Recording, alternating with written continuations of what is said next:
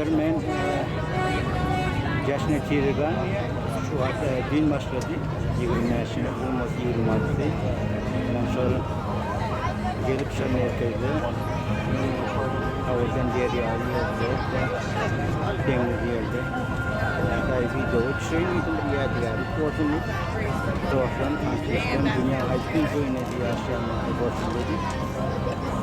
Hazır Thomas mevsim olan tam türlü yurtlardan türlü vilayetlerden türlü şehirlerden geliyorlar Toronto şehrine işte oralarda gelince geldi. Yani fotoğrafı şuraya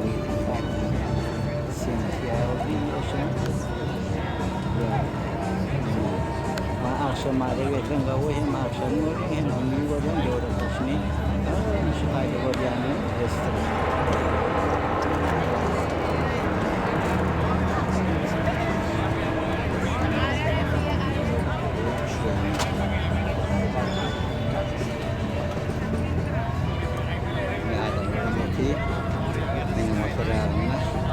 Mümkün. Üçüncü katlı anlayacakta yapasın. Üç katlı. Birinci katlı, ikinci katlı, üçüncü katlı. Beş daire çıkıyor. Ve kadının çırak var ya.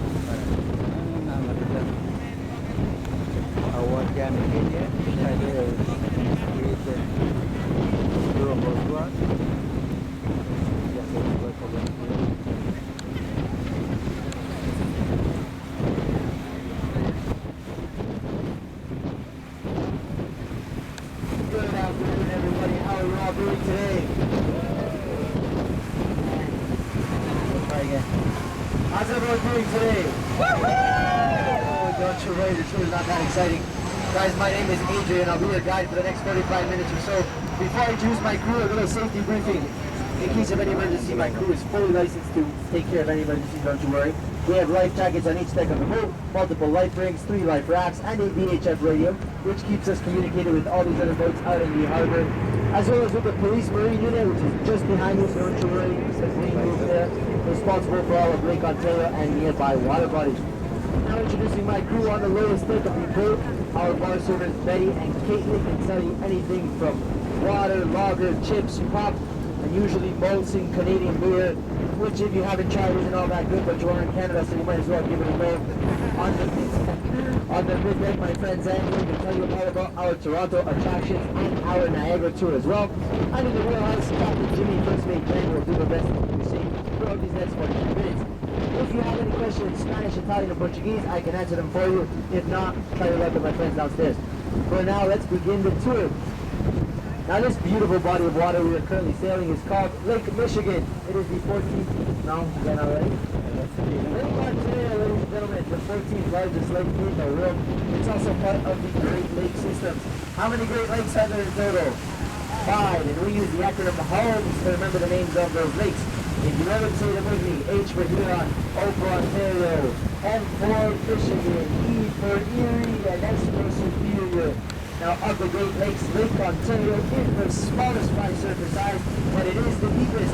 Our lake reaches about 240 meters, 850 feet. I hope you know how to swim. I am kidding, I can only sink about once a week.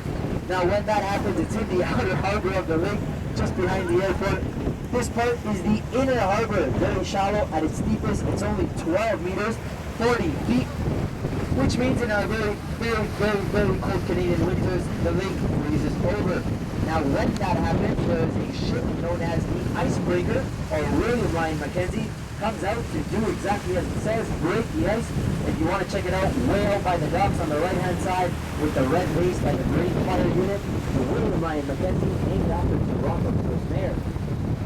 Now, our lake provides drinking water for 10 million people, both in the state of New York and here in our province of Ontario. Our lake also connects to the Atlantic Ocean via the St. Lawrence River. Now, once upon a time, a very big glacier used to cover all of this lake. It was called the Laurentide Glacier, about 14,000 years ago. Finally melted and then behind the Iroquois, which currently sits here on Lake Ontario. Lake Ontario, by the way, is of Iroquois origin, meaning beautiful lake or small water. Finally, I haven't mentioned it earlier, but all I have to mention as the Atlantic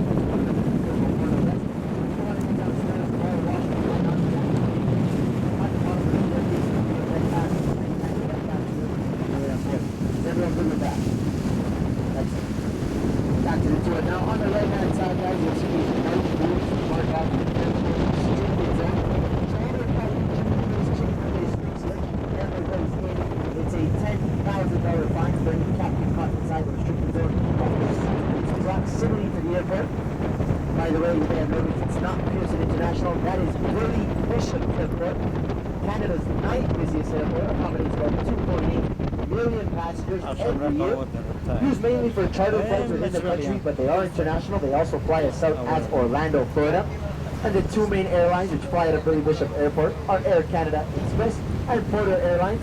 And no jets are allowed here, of course, because of the noise pollution for the nearby residents, both on the mainland and out on the islands. I will tell you more about who lives on the islands on the second part of our tour. The airport, of course, is named after William Avery Bishop. He was a World War I ace, a World War II air marshal, and fighter pilot. Credited with about 72 dogfight victories in a one-on-one battle in the sky between two pilots, making him one of Canada's most decorated veterans. Now, it is an island airport, so you might be asking yourself, well, Adrian, how do I actually get there? There are quite a few options. You can board the Maryland Bell on one of the shortest commercial ferry rides in the world. It's just 90 seconds long, so in 90 seconds you're at the airport. You can also take what's coming right behind you, the water taxis, tiki taxis. They're about $10 each way. You can take the underground tunnel, which we were supposed to go to the 1930s. Construction only finished in 2013, just in time for the Pan American Games. You can also take an airplane if you want, but I think so you have one more option. Who knows what I'm talking about?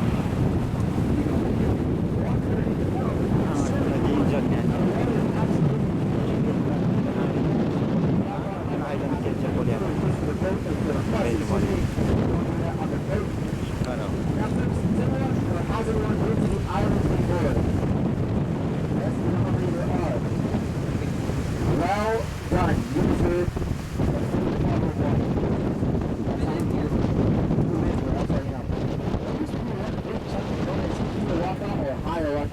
until severe storms and rains went their way to Europe into 15 different islands.